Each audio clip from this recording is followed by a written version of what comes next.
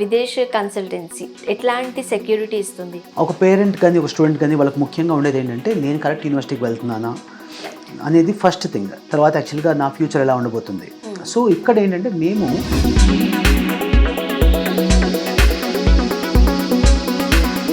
స్విట్జర్లాండ్లో ముఖ్యంగా university standards ఏ విధంగా ఉన్నాయి? చాలా బ్యాంక్స్ ఏంటంటే వాళ్ళు లోన్స్ ఇచ్చేటప్పుడు వాళ్ళు చూసుకునేది అన్సెక్యూర్డ్ లోన్ ఇచ్చేటప్పుడు ముఖ్యంగా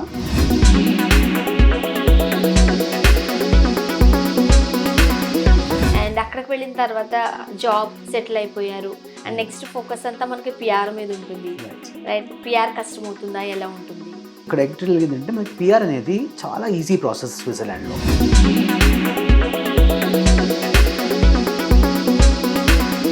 నమస్తే అండి సాయినాథ్ గారు. నమస్తే అండి.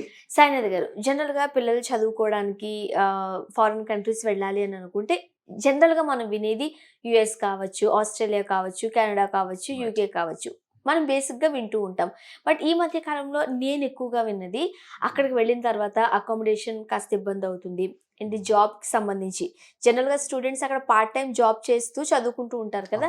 సో ఈ జాబ్కి సంబంధించి చాలా ఇబ్బందులు పడుతున్నారు అండ్ వర్క్ వీసాకి చాలా ఇబ్బందులు కలుగుతున్నాయి. సో ఇలా రకరకాలుగా వింటూ ఉన్నాం కాబట్టి మరి ఈ అమెరికా లేకపోతే ఆస్ట్రేలియా, కెనడా, యూకే కాకుండా వేరే కంట్రీస్ ఏమైనా ఉన్నాయా? ఏది ది బెస్ట్ అని చెప్తారు? సో ఖచ్చితంగా అండి. యాక్చువల్గా ఇది నేను కూడా చాలామంది స్టూడెంట్స్ అక్కడ ఉన్న దగ్గర నుంచి మాకు వచ్చే ఫీడ్బ్యాక్, ఎందుకంటే మేము ఈ కంట్రీస్ కూడా మనం పంపుతూ ఉంటాము. కాకపోతే ఈ రోజు పర్టికులర్గా ఇలా చెప్పడానికి కారణం ఏంటంటే అండి, మనకి జనరల్గా యావరేజ్గా అమెరికాకి ఏంటంటే ఒక సంవత్సరానికి 35,000 నుంచి 40,000 మందికి వీసాస్ ఇస్తారు. అయితే ఈ సంవత్సరం దీనికి అదనంగా 1,00,000 మందికి ఇచ్చారు. ఎందువల్ల అంటారు? Basically it's about countries policies అండి. ఒకప్పుడు ట్రంప్ ఉన్నప్పుడు ఏంటంటే వీసా రావడం అంటే 100లో ఒకళ్ళకు ఇద్దరికి వస్తాయి అన్న టైప్లో ఉండింది. ఈ రోజు ఏంటంటే వెళ్తే కనుక 100లో 90 మందికి వీసాలు వస్తాయనే పరిస్థితి. సో దీని ద్వారా ఏంటంటే చాలా మందికి వీసాస్ రావడం వల్ల అక్కడ వెళ్ళి వాళ్ళందరూ కూడా కొద్దిగా ఇనిషియల్గా అకామిడేషన్స్ కానీ ఆ తర్వాత పార్ట్ టైమ్స్ కానీ ఇబ్బంది పడుతున్నారు. ఆ తర్వాత వాళ్ళకి తర్వాత వర్క్ పర్మిట్ కన్వర్షన్ చేయడం కూడా H1B వీసా అని ఒకటి ఉంటుందండి. ఈ H1B వీసా సిస్టమ్ ఏంటంటే అమెరికాలో సంవత్సరానికి గాను 85,000 మందికి వీళ్ళు వర్క్ వీసాస్ ఇస్తారు.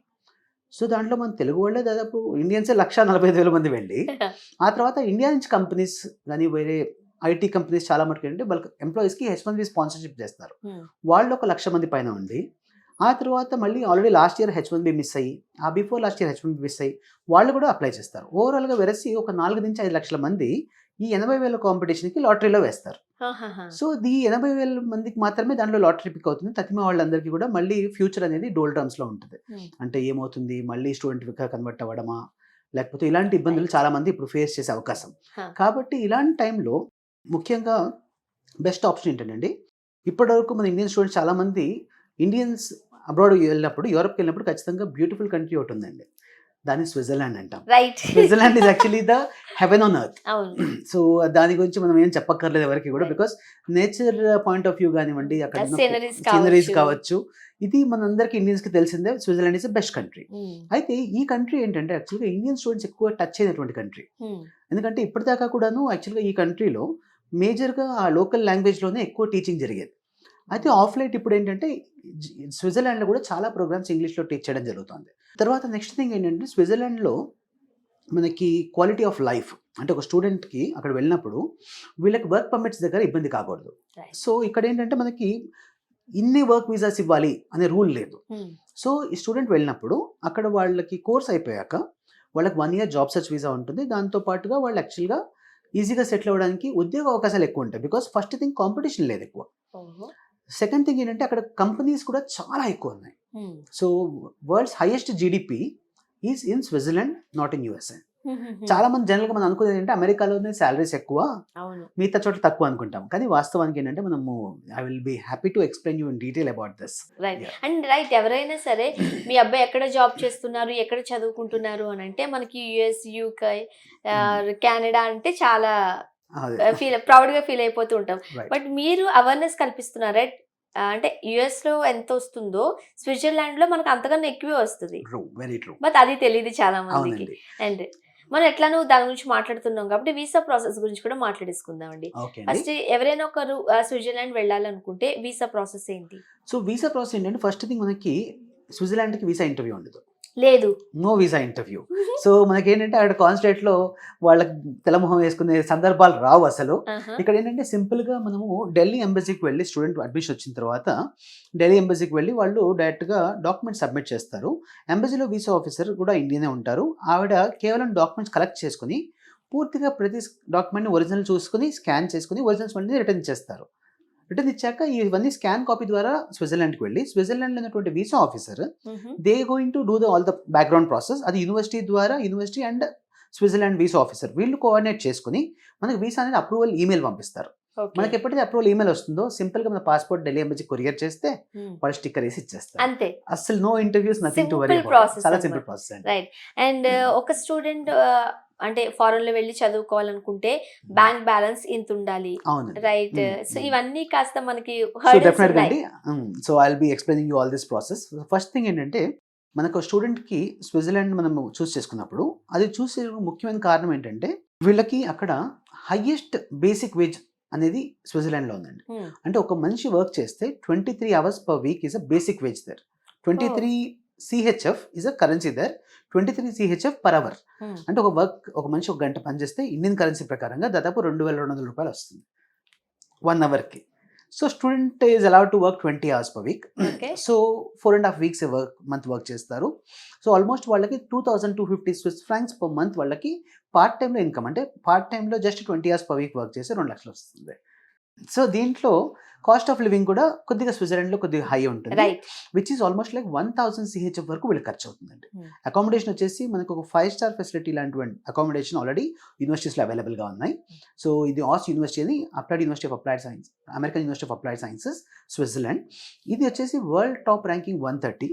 ఈ యూనివర్సిటీలో we have wonderful courses. And ఈ కోర్సెస్ వెళ్ళిన వాళ్ళకి యూనివర్సిటీలోనే షేరింగ్ అకామిడేషన్స్ అవైలబుల్గా ఉన్నాయి with all the facilities included. మనకి చాలా తక్కువ కాస్ట్ ఆఫ్ లివింగ్ లో వీళ్ళకి మంత్ 1000 CHF లో వీళ్ళు ఖర్చు పెడతారు. సో పార్ట్ టైం జాబ్ చేయడం ద్వారా వీళ్ళకి కాస్ట్ ఆఫ్ లివింగ్ తీసిన తర్వాత కూడా they could still save about 1.5 lakhs 1.2 lakhs వరకు. జనరల్ ప్రధాన పోతున్నా మన ఇండియన్ కరెన్సీలో మనం క్యాలిక్యులేట్ చేసి అంటే వ్యూయర్స్ కి అర్థమయ్యేలా చెప్పాలనుకుంటే పార్ట్ టైం లోనే మనకి ఒక 2 lakhs వస్తే అకామిడేషన్ కి లేకపోతే మన ఖర్చులు అవన్నీ పోను ఇంకొక 1 lakh అయినా సేవ్ చేసుకోగలుగుతారు. సో ప్రాబ్లం అయితే లేదు. అండ్ అక్కడికి వెళ్ళిన తర్వాత యూనివర్సిటీ స్టాండర్డ్స్ ఎట్లా ఉంటాయి అండ్ కోర్సెస్ ఎట్లా ఉంటాయి? ఇన్ కేసు స్విట్జర్లాండ్ లో ఒక కోర్స్ చేసి అక్కడ జాబ్ చేస్తే ఓకే, ఒకవేళ ఇండియాకి వచ్చేస్తే మనకి జాబ్స్ ఎలా ఉంటాయి? సో ఇది కూడా మెయిన్ డౌట్స్ ఉంటాయి, రైట్? ఏం చెప్తారు? సో ఖచ్చితంగా అండి. మనకి ఫస్ట్ థింగ్ ఏంటంటే ఇప్పుడు నేను చెప్పినటువంటి American university of applied science Switzerland ఉందో ఇది స్విట్జర్లాండ్ లో 3rd best university. Okay. So ఇది 3rd best యూనివర్సిటీ అవడం వల్ల ఇక్కడ మనకు ఆటోమేటికల్లీ ఏంటంటే employer reputation is very very good. And this university has in house IBM and Apple training centres. So చాలా మంది ఏంటంటే కోర్స్ చేసిన తర్వాత మళ్ళీ సర్టిఫికేషన్ ఎగ్జామ్స్ కోసం మళ్ళీ వేరే దగ్గర డబ్బులు కట్టి చేయాలి. ఇక్కడ ఏంటంటే ఇవన్నీ వీళ్ళు ఫ్రీగా యాక్సెస్ చేయొచ్చు. తర్వాత ఈ యూనివర్సిటీలో వీళ్ళకి చదివేటప్పుడు ద ఫీజ్ యాక్చువల్లీ ఒక సంవత్సరానికి ఫీజు వచ్చేసి ఆబ్వియస్లీ స్విట్జర్లాండ్ అంటే కొంచెం ఎక్స్పెన్సివ్గా అనిపిస్తుంది. But when you compare with USA, Australia, Canada it is very similar. ఏంటంటే మనకి సంవత్సరానికి 25,000 Swiss francs is a fees అండి. 25,000 Swiss francs అంటే almost like 24 lakhs per year is a fees. దీంట్లో స్ట్రైట్ అవే మనకి ఒక 5,000 Swiss francs మన scholarship వస్తుంది. దీని ద్వారా 19 lakh rupees per year fees. And ఈ 19 lakhs కూడాను వాళ్ళు స్టూడెంట్స్ ఇండియాలో ఉండగా ఫస్ట్ వీసా అప్లై చేసేటప్పుడు ఏమీ పే చేయక్కర్లేదు. ఫీజు అనేది ఏం పే చేయక్కర్లేదు. ఓన్లీ 1.5 lakhs వాళ్ళు రిజిస్ట్రేషన్ ఫీజు పే చేసి మనం వీసా అప్లై చేస్తాం. ఇంతకు వీసా చెప్పినట్లు ఏ ఇంటర్వ్యూ లేదు, ఏది లేదు కాబట్టి ఆల్మోస్ట్ వీసా సక్సెస్ రేట్ 100% నడుస్తుంది ప్రస్తుతానికి, which is very advantageous point. ఆ వీసా మనకి అప్రూవల్ వచ్చిన తర్వాత స్టూడెంట్ ఈ 19 లక్షలు 3 ఇన్స్టాల్మెంట్లో పే చేయొచ్చు. The first installment of about 6 lakh rupees they pay after getting the visa. ఆ తర్వాత సెకండ్ ఇన్స్టాల్మెంట్, ఆ తర్వాత 4 నెలలకి సెకండ్ ఇన్స్టాల్మెంట్, ఆ తర్వాత మరో 4 నెలలకి ఇంకో 3rd ఇన్స్టాల్మెంట్, అలాగే సెకండ్ ఇయర్ కూడా ఇలాగే 3 ఇన్స్టాల్మెంట్లో వాళ్ళు పే చేసుకోవచ్చు. అండ్ తర్వాత అక్కడ వెళ్ళాక జనరల్గా ఎలాగో ఒక 4-6 monthsలో వీళ్ళు కంఫర్టబుల్గా సెటిల్ అవుతారు కాబట్టి అక్కడ వీళ్ళు పార్ట్ టైం జాబ్లో వచ్చే సేవింగ్స్లో కూడా కొంతవరకు ఫీజుని వీళ్ళు కవర్ చేసుకోవడానికి ఛాన్సెస్ ఉంటాయి. అండ్ మరి స్విట్జర్లాండ్లో ముఖ్యంగా యూనివర్సిటీ స్టాండర్డ్స్ ఏ విధంగా ఉన్నాయి అండ్ అక్కడ కోర్సెస్ ఎట్లా ఉంటాయి? సో జనరల్గా అండి యాక్చువల్గా చాలా బ్యాంక్స్ ఏంటంటే వాళ్ళు లోన్స్ ఇచ్చేటప్పుడు వాళ్ళు చూసుకునేది అన్సెక్యూర్డ్ లోన్ ఇచ్చేటప్పుడు ముఖ్యంగా అసలు ఆ యూనివర్సిటీ ఎలా ఉంటుంది ఇవన్నీ చూసుకుంటారు. సో ముఖ్యంగా ఇప్పుడు నేను చెప్పిన ఆస్ యూనివర్సిటీ వచ్చేసి ఇది వరల్డ్ ర్యాంకింగ్ లో 130 లోపు ఉంది. అండ్ 130 ర్యాంక్ అనేటప్పుడు most of the IITs and AIIMS are also not up to this range. So ఇలాంటి మంచి యూనివర్సిటీ కాబట్టి ఎస్ బ్యాంక్ వాళ్ళు ఆల్రెడీ ఈ పర్టికులర్ కాలేజ్కి 40 lakhs వరకు అన్సెక్యూర్డ్ లోన్ శాంక్షన్ చేశారు. సో మనకి ఏంటంటే బ్యాంక్ వాళ్ళు ఆల్రెడీ క్లియరెన్స్ ఇచ్చారంటే automatically they also understand about the quality of education system. So దీని ద్వారా ఏంటంటే అన్సెక్యూర్డ్ లోన్స్ కూడా వస్తాయి. తర్వాత ఈ క్వాలిటీ ఆఫ్ ఎడ్యుకేషన్ ముఖ్యంగా ఇవి ఏవైతే ఉన్నాయో ఇవన్నీ కూడా ఫేస్ టు ఫేస్ క్లాసెస్ అండి, ఆన్లైన్ క్లాసెస్ అలా కాకుండా ఫేస్ టు ఫేస్ క్లాస్ ఉంటాయి. And class capacity is only 20 members per class. Okay. So they can't take 21st student in that class. So దీని ద్వారా ఏంటంటే యాక్చువల్గా class is only with limited students and quality అనేది obviously కనపడుతుంది. Right. It is something like 20 members ఉన్నప్పుడు ఒక professor కి he knows everybody by name. Right. So దీని ద్వారా క్వార్టర్లీ సబ్జెక్ట్ ఇచ్చేటప్పుడు ప్రొఫెసర్ కి స్టూడెంట్ కి ఇంటరాక్షన్స్ ఎక్కువ ఉంటాయి. సో దీని ద్వారా స్టూడెంట్ ఆ ఫీల్డ్ లో compulsory he will become a gem on it. So వీళ్ళు చేయాల్సిన పూర్తిగా ఇంగ్లీష్ లో ఉంటుంది, ఇబ్బంది పడాల్సిన అవసరం లేదు. Right. Yeah. And job offers ఎలా ఉంటాయండి? So obviously since it is actually one of the top rank university, the students of this university already they are getting placed with so many MNCs అండి. అంటే example Nestle actually one of the biggest companies in Switzerland. అంటే campus recruitment ద్వారానే అవుతాయి. Okay. And అక్కడికి వెళ్ళిన తర్వాత job settle అయిపోయారు and next focus అంతా మనకి పిఆర్ మీద ఉంటుంది. రైట్. పిఆర్ కష్టం అవుతుందా, ఎలా ఉంటుంది? Not at all A problem అండి. ఇక్కడ యాక్చువల్లీ ఏంటంటే మనకి పిఆర్ అనేది చాలా ఈజీ ప్రాసెస్ స్విట్జర్లాండ్ లో. ఏంటంటే 5 years ఆ కంట్రీలో స్టే చేస్తే పిఆర్ వస్తుంది. దాంట్లో ఐసింగ్ ఏంటంటే ఈ 2 years ఏదైతే చదివారో అది కూడా ఇంక్లూడ్ అవుతుంది. సో ఈ 2 years చదివిన తర్వాత 1 year జాబ్ సర్చ్ వీసా ఇస్తారు, విచ్ ఇస్ 6+6 months ఉంటుంది. ఆ తర్వాత ఇంకో 2 years మనం ఏ వర్క్ చేసినా కూడా, McDonald's to Mercedes A job చేసినా కూడా, అంటే వాళ్ళకి ఏంటి కొన్ని దేశాల్లో ఈ ఫీల్డ్లోనే చేయాలి, మాకు షార్ట్ లిస్టింగ్ ఈ ఫీల్డ్లోనే ఉంది, దీంట్లో చేసిన వాళ్ళకి ఇస్తాము, ఇలాంటివి ఉంటాయి. తర్వాత ఇంత సంపాదించాలని ఒక బేసిక్ రూల్స్ కొన్ని కంట్రీస్లో ఉంటాయి. ఇక్కడ అటువంటిది ఏమీ లేదు. మనం ఏ జాబ్ చేసినా ఫుల్ టైం జాబ్ చేస్తే 5 years ఆ దేశంలో ఉంటే పిఆర్ ఇచ్చేస్తుంది. ఆ తర్వాత మరో 5 years ఉన్నట్లయితే పాస్పోర్ట్ ఇస్తారు. జనరల్ గా మీరు చెప్తున్నట్లు స్విట్జర్లాండ్ అనేసరికి కాస్త కాస్ట్లీ మనం ఫీల్ అవుతూ ఉంటాం. బట్ మీ ఎక్స్ప్లెనేషన్ తర్వాత కాస్ట్లీ ఏం లేదు, ఎందుకంటే అంతే ఎర్న్ చేస్తున్నాం కాబట్టి సో మనకి అది ఈక్వల్ అయిపోతుంది, ఇబ్బంది పడాల్సిన అవసరం లేదు. అండ్ ప్రతి వీడియోలోనూ వ్యూవర్స్ కోసం నేను అడుగుతూనే ఉంటాను, అండ్ మీరు ఇచ్చే ప్రామిసెస్ ఏంటి, అండ్ విదేశ్ కన్సల్టెన్సీ రైట్ ఎట్లాంటి సెక్యూరిటీ ఇస్తుంది? చాలా భయం ఉంటుంది కదా. ఖచ్చితంగా అండి. ఇప్పుడు యాక్చువల్గా especially when they are choosing a country, ఒక పేరెంట్ కానీ ఒక స్టూడెంట్ కానీ వాళ్ళకి ముఖ్యంగా ఉండేది ఏంటంటే నేను కరెక్ట్ యూనివర్సిటీకి వెళ్తున్నానా అనేది ఫస్ట్ థింగ్. తర్వాత యాక్చువల్గా నా ఫ్యూచర్ ఎలా ఉండబోతుంది.